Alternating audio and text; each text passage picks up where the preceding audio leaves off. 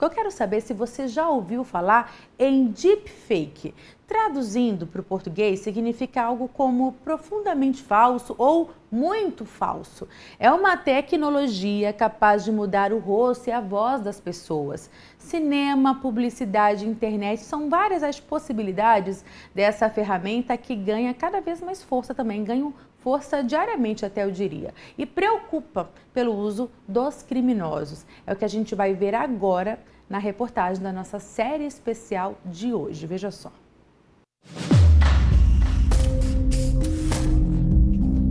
São mais de 20 anos de carreira e sempre trocando de rosto para se adaptar aos papéis. O ator Petrônio Gontijo é testemunha do quanto isso dá trabalho. Televisão a gente grava, às vezes, uma coisa numa idade, à tarde você está gravando noutra. Deepfake é uma técnica de inteligência artificial que utiliza imagens ou sons para criar imagens e sons sintéticos.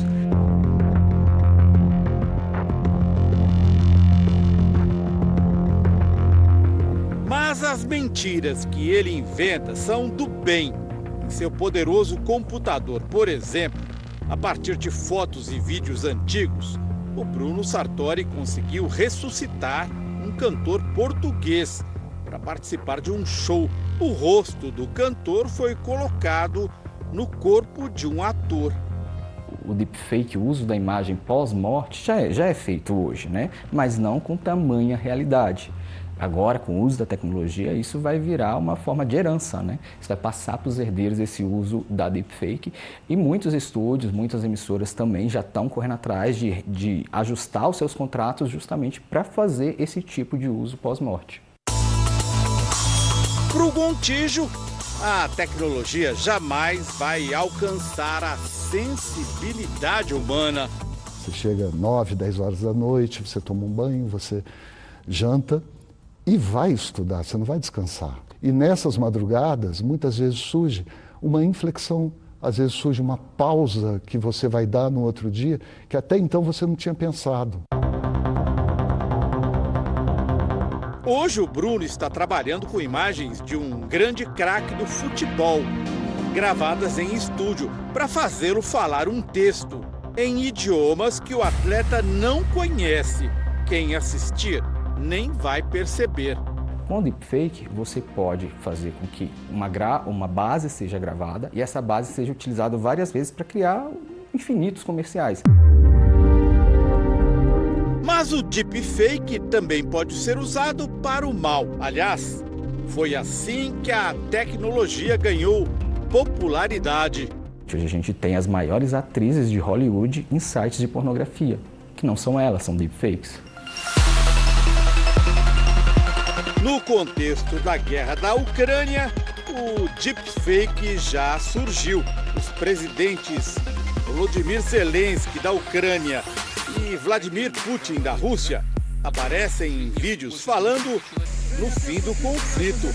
Tudo falso. Na Alemanha, a prefeita de Berlim foi avisada durante uma videoconferência que do outro lado da tela estava um fake do prefeito da capital ucraniana, Kiev.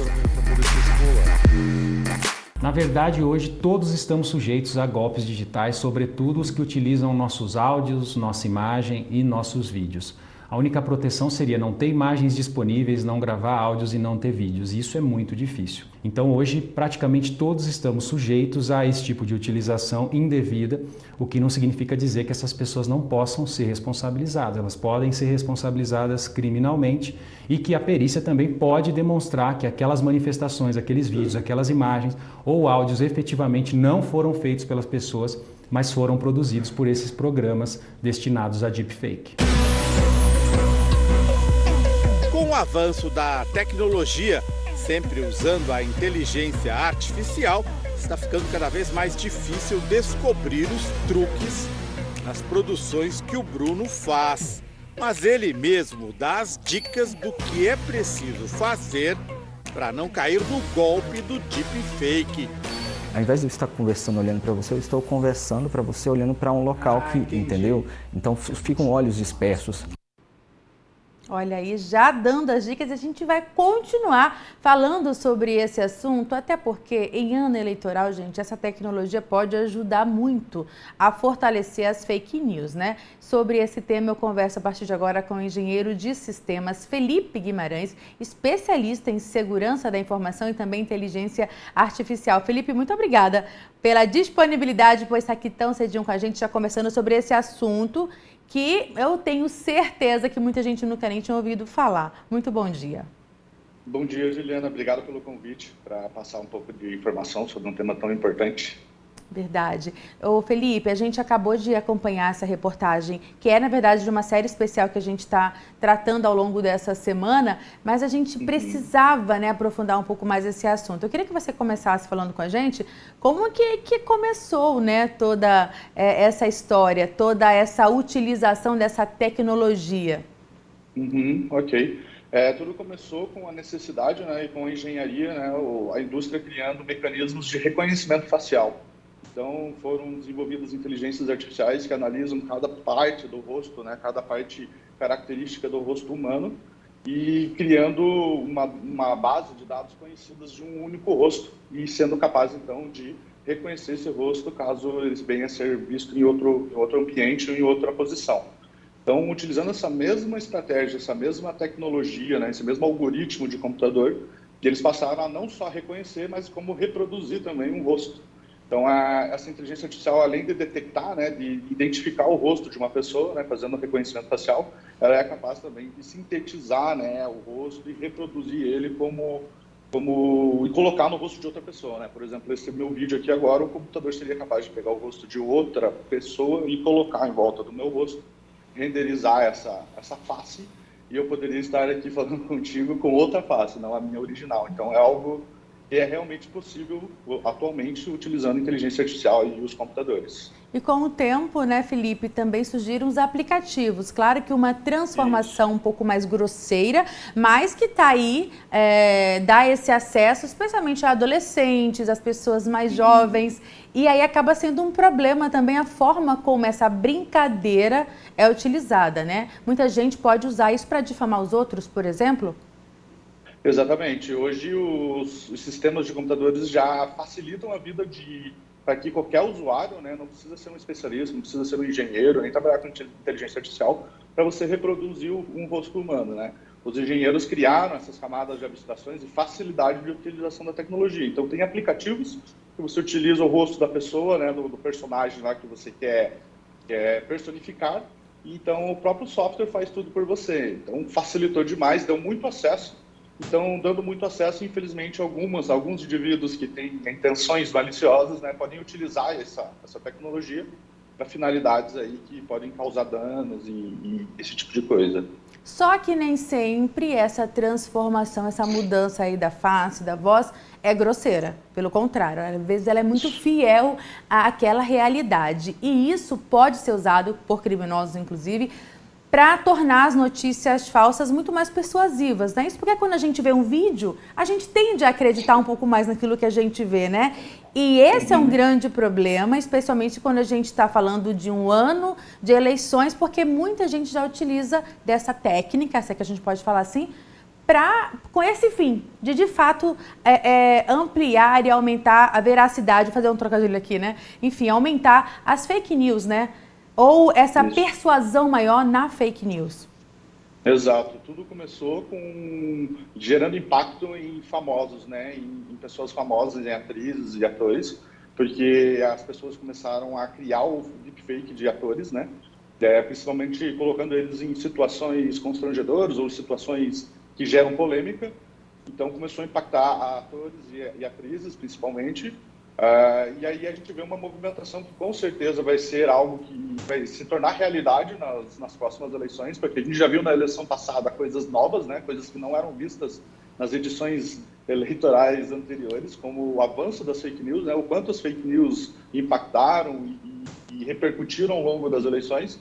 E aí a gente acredita, né, que a tendência é que a próxima eleição e as próximas cada vez mais a gente seja impactado por materiais cada vez mais convincentes, né? Então, você ter um vídeo como, por exemplo, de um candidato falando algo constrangedor ou falando algo que possa denigrir a campanha dele, mas na verdade é uma reprodução, né, de deepfake, é uma reprodução tecnológica para tentar minar ali a parte essa estratégia, né, de eleitoreira, né? Então é algo bem complicado mesmo. Eu costumo dizer que as pessoas partiam, né, da premissa de que para não ser uma fake news bastava ter um vídeo, né? Então, se um político falou tal coisa, eu quero ver o vídeo dele falando, né? As pessoas partiam desse pressuposto de validação. Essa premissa passa a não ser mais tão confiável, porque hoje em dia é possível você reproduzir esse vídeo. Então, se você vê um boato e ainda vê o vídeo, né, validando aquele boato de alguém falando, ainda assim pode ser algo fake. Então, cada vez mais está difícil, né, você identificar uma fake news, infelizmente. Mas a gente precisa evoluir também e começar a criar conhecimento, né, principalmente do público, para que o público passe a desconfiar e revalidar aquela informação, pesquisar no Google, né, pesquisar em fontes de notícias confiáveis aí, para ver se aquilo realmente está acontecendo, se aquilo realmente é verdadeiro. Se os grandes repórteres, os grandes mídias não estão publicando aquela informação, a tendência é que ela não seja ainda tão confiável assim. Então, acho que a gente, como público, né, como população, principalmente ano eleitoral, a gente precisa ter mais cuidado a tomar como verdade esses tipos de boatos e materiais. Perfeito. O que você falou é muito importante as pessoas terem acesso a veículos com credibilidade, que têm esse reconhecimento, né? Porque essas notícias são sempre checadas. Então, acho que um ponto importante é a gente ter o conhecimento, a informação de que existe essa inteligência artificial que pode confundir a nossa cabeça, que existem pessoas que utilizam dessa tecnologia para distorcer tudo, inclusive para criar vídeos falsos, trocando a voz, a face da pessoa e disseminando isso muito. É um outro ponto importante aqui para a gente ressaltar para a nossa audiência. E terceiro, que agora eu te pergunto, você já deu a dica aí de fazer essa checagem. Recebeu no WhatsApp, recebeu no celular esse vídeo, não sai espalhando a informação. Segura e dá uma checada. Essa foi a primeira orientação que o nosso especialista trouxe pra gente. E aí, no fim da reportagem, Felipe, o especialista também ali falou sobre a questão de algumas nuances que a gente pode observar para tentar identificar e falar, tá estranho esse vídeo aqui. Você tem algumas orientações assim também para a gente reforçar a atenção do nosso público em relação a isso? Com certeza. Lógico que tudo depende da tecnologia por trás da criação do deepfake, tá?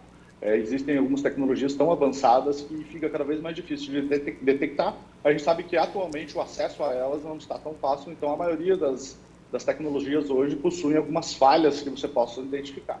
Realmente são as expressões, às vezes as expressões não são daquela pessoa, você nota que a pessoa está falando com algum tipo de expressão esquisita, sabe?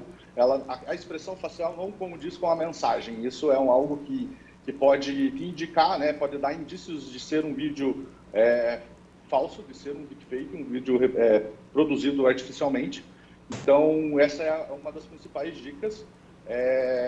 A dica do especialista no vídeo é bem interessante sobre os olhos, você sempre está olhando nos olhos, né? Tentar checar ali qual que é a orientação da visão de quem está discursando, porque você pode ver o contexto da situação, né? Então, para onde ele está olhando.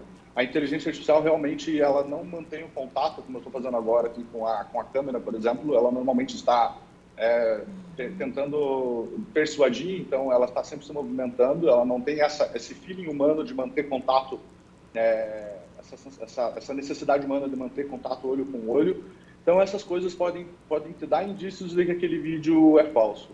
E principalmente quando se fala em expressão, você pode notar que quando a boca se mexe, ela não condiz com essa parte do rosto, porque ainda, né, a renderização, que a gente chama, que é transformar aquilo realmente num vídeo, né, às vezes ele não está muito bem equilibrado no que diz respeito à produção de vídeo. Então, às vezes você vê uma movimentação da boca, mas o resto do rosto não está harmonicamente se movimentando como a boca. Então, isso tudo é indício de algo reproduzido artificialmente. Perfeito, Felipe. Assim, realmente orientações preciosas aqui e dicas mesmo de como a gente proceder para evitar cair nesse erro de ficar espalhando ainda mais fake news, especialmente, como você bem destacou, em um ano onde esse tipo de notícia é tão comum, infelizmente. Eu quero agradecer demais por você trazer tanta clareza aqui para a gente, para o nosso público. Eu falei com o Felipe Guimarães, que é especialista, engenheiro de sistemas, né, e também é especialista aí em segurança da informação. Felipe, muito obrigada pelas suas informações, viu? Obrigado, Juliana. Obrigado pelo convite.